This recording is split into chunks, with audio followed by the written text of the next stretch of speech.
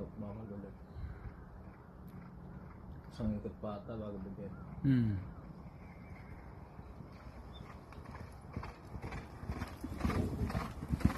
Tignan mo yung bitin nila, yung katawan nila.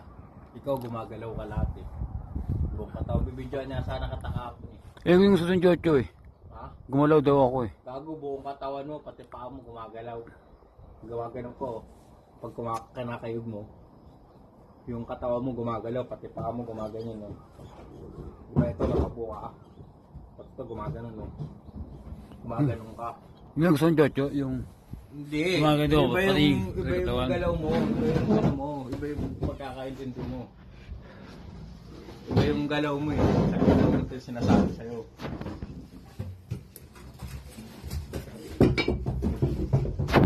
Paano natin ng buo? Gumagalaw ka eh. Buong katawan mo gumagalaw. Saan? Wala.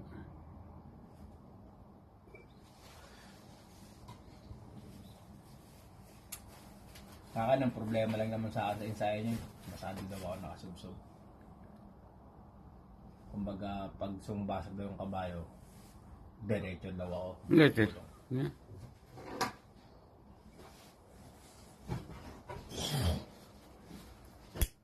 Pero sabi nila kayo din dati nung sakay ko, okay naman daw eh. Una 2 beses. Pinahinto lang ako nito eh.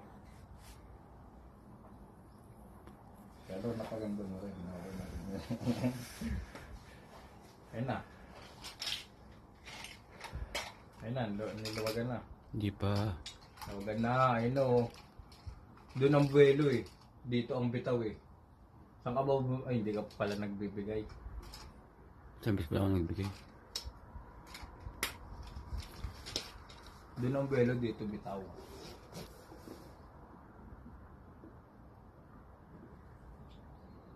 Ayun o, gigil na yun dun eh. Diba? Cambio na yun eh. Yan, sakituin mo, Nel. Wala. Ayun o, oh.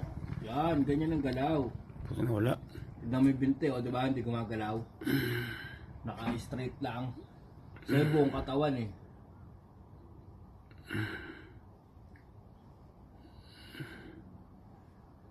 Normal talaga ni Dili eh. Sa kaya mong galing din pumorma eh.